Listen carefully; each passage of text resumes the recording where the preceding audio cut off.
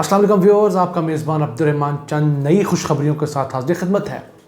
आज हम डिस्कस करेंगे पाकिस्तान की 73 साल तारीख़ में होने वाली सबसे ज़ायद टैक्स कलेक्शन। इतने पैसे पाकिस्तान के अंदर टैक्स की मद में कभी इकट्ठे नहीं किए गए। रवा मालियाती साल के जो 10 माह गुजरे हैं, इनमें पाकिस्तान ने 3,780 अरब रुपये इकट्ठे कर लिए हैं और अगले 2 माह के अंदर इंशाअल्लाह 911 अरब रुपये इकट्ठे करके पाकिस्तान अपना जो टारगेट है 4,693 अरब रुपये का, उसको अचीव करने जा रहा है।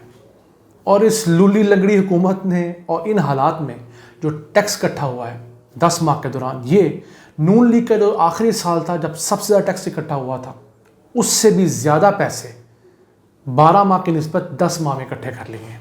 नून लीग का जो आखिरी साल था सन 2017-18, उसके अंदर 3,751 अरब रुपये इकट्ठे हुए थे, जबकि इस साल उससे 29 अरब रुपये ज़्यादा इकट्ठे हो चुके हैं। अभी मज़ीद इंशाअल्लाह ताला हमने 911 अरब रुपये इकट्ठे करने हैं। अगर हम सिर्फ अप्रैल के महीने की बात करें, गुज़िश्ता माह गुजरा है, उस महीने में टारगेट तो था 350 अरब रुपये इकट्ठे करने का, जबकि 384 अरब रुपये इकट्ठे हुए, यानी कि उस टारगेट से भी तकरीबन 34 अरब रुपये ज़ायद इकट्ठे हुए।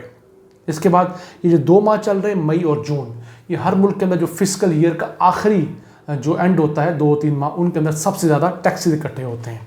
तो इस मुतालिक देखें तो इसका वाज़ेह सबूत यही है कि पाकिस्तान के अंदर अब इंडस्ट्री चल पड़ी है और इंडस्ट्री को अब लीगलाइज किया जा रहा है। ये तमाम लोगों की अक्सरियत जो है 90% ये पहले भी जॉब कर रही थी, पहले भी ये कारोबार कर रहे थे, लेकिन पहले इनमें से अक्सरियत टैक्स नहीं देती थी।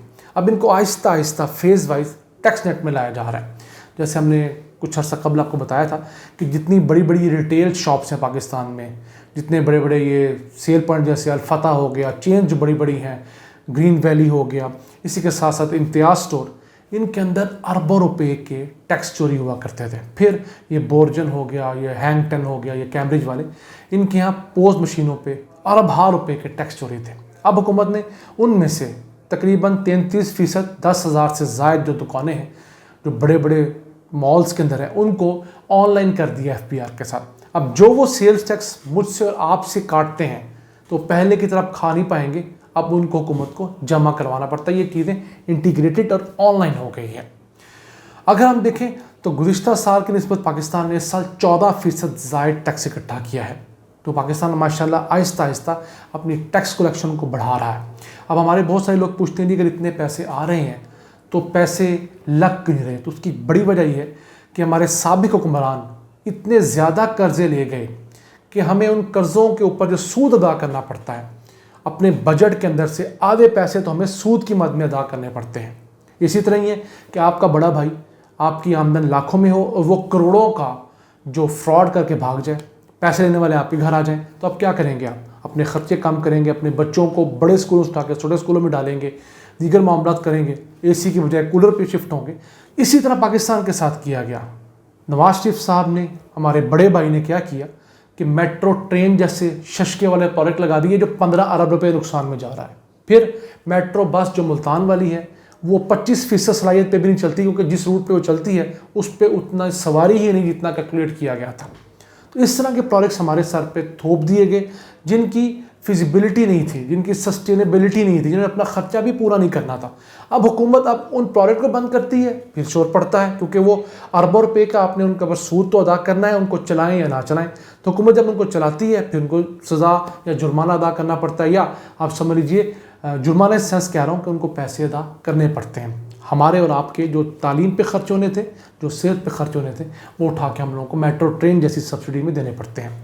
दुनिया भर में इस तरह की कॉरपोरेशन जो हैं वो अपना ख़र्चा खुद निकाल लेती हैं, अपने यहाँ बोर्डिंग लगाती हैं, होर्डिंग्स लगाती हैं, अपने यहाँ छोटे छोटे बैंक्स खुले होते हैं, दुकानें खुली होती हैं। जैसे इंडिया में है कि मेट्रो ट्रेन के स्टेशन के ऊपर फ्लैट्स बने हुए हैं, हमारे यहाँ कुछ भी नहीं किया गया, क्योंकि जल्दी थी अगला इलेक्शन जीतने की और अल्लाह ने वो नसीब में नहीं किया। वापस चलते हैं टैक्स के मामला की तरफ। इस हुकूमत ने एक अच्छा काम ये किया है कि जो इंडस्ट्री से पहले टैक्स लिया जाता था और उनको वापस नहीं किया जाता था, इंडस्ट्री से बहुत से टैक्स एडवांस ले लिए जाते हैं। उनको बताया जाता है जब आप चीज़ें एक्सपोर्ट कर लेंगे तो हम आपको ये पैसे रिफ़ंड कर देंगे, उसको कहते हैं टैक्स रिफ़ंड। तो नून लीग ने अपने आखिरी साल में रिकॉर्ड 100 अरब रुपये के टैक्स रिफ़ंड किए थे। इस हुकूमत ने इस साल अब तक 195 अरब रुपये के टैक्स रिफ़ंड कर दिए हैं, यानी कि नून लीग से इस मैदान में हुकूमत 2 गुना आगे चली गई है। ये मेरी कोई पीटीआई से एफिलिएशन नहीं है, जो फैक्चुअल बात है वो यही है। हाँ, महंगाई का एक मैदान ऐसा है उसके अंदर पीटीआई की हुकूमत अभी तक मुकम्मल तौर पर नाकाम हुई है। उसकी वजह ये है कि जिस ब्यूरोक्रेसी के ऊपर ये तकिया लगाकर बैठे हुए हैं वो खुद करप्ट है, उसकी अक्सरियत करप्ट है। वो इस महंगाई को कंट्रोल नहीं करना चाहते, क्योंकि जो मुनाफाखोर, जो ज़ख़ीरा अंदोज़ है, उससे वही ब्यूरोक्रेसी मतली लेती है। वो कैसे उनको पकड़ाएगी। तो आगे चलते हैं, इनकम टैक्स की बात करते हैं। ये इनकम टैक्स एक ऐसा टैक्स होता है जो डायरेक्ट टैक्स होता है, वो हर गरीब पर ही लगता। बाकी टैक्सेस तो गरीबों पे लगते हैं, तो हम कहते नहीं हम दूध के डब्बे पे भी टैक्स देते हैं। तो ये टैक्स तो ज़्यादा इनकम वालों पे होता है। उसमें बड़ी अच्छी प्रोग्रेस देखने में आई है। वो ये कि गुज़िश्ता साल तक जिन लोगों ने टैक्स रिटर्न्स फाइल की थथी वो 26 लाख थी, इस साल वो 3 लाख बढ़कर 29 लाख हो गई हैं, यानी उसमें 12% का इजाफा देखा गया। पिछले साल 1262 अरब रुपये इकट्ठे हुए थे, जबकि इस साल उसके अंदर 112 अरब रुपये का इजाफा हुआ है। 1374 अरब रुपये जो हैं इस साल इकट्ठे हुए हैं।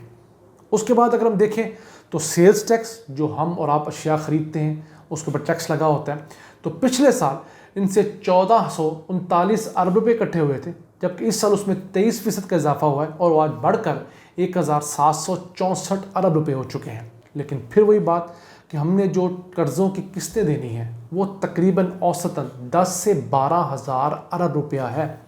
हम पर इतना बोझ गुज़िश्ता सारी हुकूमतें लाद कर चली गई, और कुछ ऐसे मंसूबे नहीं बनाए जैसे डैम्स होते हैं जो अपना ख़र्चा पूरा करके आपको मुनाफा देते हैं। इस तरह के फजूल प्रोजेक्ट बनाए जिन्होंने आकर हमारी जो बेड़ियाँ हैं उनको बैठा दिया। इसके बाद चलते हैं फेडरल एक्साइज ड्यूटी की तरफ।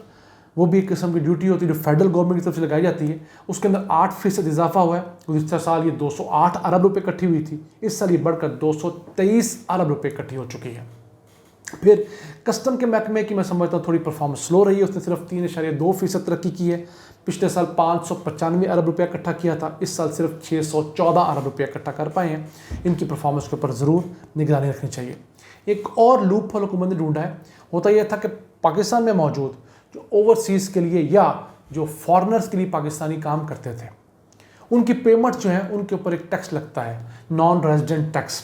वो पहले तमाम का तमाम तकरीबन चोरी हो जाता था या उनको अप्लाइज कर दिया जाता था, हुकूमत से नहीं बताया जाता था। लेकिन अब हुकूमत ने उन लूप होल्स को पकड़ना शुरू किया है, तो अब वो जो नॉन रेजिडेंट लोग हैं उनके ऊपर टैक्स जो उसमें 66% जो है वो बेहतरी आई है। 66% पिछले साल की निस्बत इस साल ज़्यादा टैक्स इकट्ठा किया गया है। फिर इसी तरह बैंक्स के अंदर जो कंपनियां यहाँ से मल्टीनेशनल प्रॉफिट कमा के वापस ले जाती थी वो भी बहुत सारा प्रॉफिट छुपा लेती थी, उनको भी उनके ख़िलाफ़ भी शिकंजा कसा गया। तो जनाब ये चीज़ें हैं टैक्स कलेक्शन से मुतालिक जो बेहतरी आ रही है। और लेकिन टैक्स कलेक्शन में रिश्वत इतनी है, करप्शन इतनी है, इस निज़ाम को बदलना कोई आसान काम नहीं है। अभी तो पाकिस्तान एक बहुत बड़ा फील्ड मिस करता है जो कि हमारी एग्रीकल्चर इनकम है, जो बड़े ज़िम्मेदारों से लेने वाले पैसे बनते हैं वो तकरीबन 2000 अरब रुपया पाकिस्तान वहाँ से भी इकट्ठा कर सकता है। लेकिन चूँकि वो वोट का मामला है तो किसी हुकूमत में इतनी ताकत नहीं कि उनको पकड़ सके। इसी के साथ दुनिया के तमाम बड़े फाइनेंशियल इंस्टीट्यूशन कहते हैं कि पाकिस्तान इस साल बड़ी हद 4693 अरब रुपया इकट्ठा करेगा, जो पाकिस्तानी तारीख में रिकॉर्ड होगा। लेकिन पाकिस्तान की जो कैपेसिटी है पैसे इकट्ठे करने की वो 8000 अरब रुपया है। यानी आप इमेजिन करें कि हमारी सलाहियत जितने पैसे हमने अब इकट्ठे किए हैं उससे 3300 अरब रुपया ज़्यादा है। अगर हम वो 3300 अरब रुपया सिर्फ एक साल ही पाकिस्तान के अंदर तालीम, सेहत और दीगर मामलों पर लगा दें, आप यकीन कर दिए हम किसी तरह भी सिंगापुर जैसे मुल्क से पीछे रहने वाले नहीं हैं। मैं आपको कैटेगरी बता रहा हूँ, इतने पैसे होते हैं। लेकिन एक कर्ज़ों का मामला कैसा है, फिर IPPs का जुल्म हमारे साथ कर दिया गया, फिर हर कदम पे तो माफिया है। चीनी माफिया देख लीजिए, जिनको रमज़ान में शर्म नहीं आई। हमारे यहाँ फ्रूट माफिया देखिए, रमज़ान में लोगों को लूटते रहे और हुकूमत सिर्फ दावे करती रही। तो एक माफिया की लंबी कतार। हाँ, और कार माफिया जिसके ख़िलाफ़ हम सब वक्तन फ़क्तन अपनी ज़बान दराजी करते रहते हैं। तो जनाब इस मुल्क को एलीट कैप्चर ने, इन माफियाज़ ने कब्ज़ा किया हुआ है। ये जैसे जैसे टूटता जाएगा हमारी आमदन बढ़ती जाएगी, हमारे पास कैपेसिटी है, हमारे पास आमदन मौजूद है, इकट्ठी नहीं होती। तो हम अल्लाह से दुआ गो हैं कि इस नासूर जो है करप्शन का, इस माफिया का, उससे मुल्क को निजात दिलवाए ताकि हम दुनिया में एक खुददार कौम, एक तरक्की याफ्ता कौम की तरफ पर जाने पहचाने जा सकें। अल्लाह ने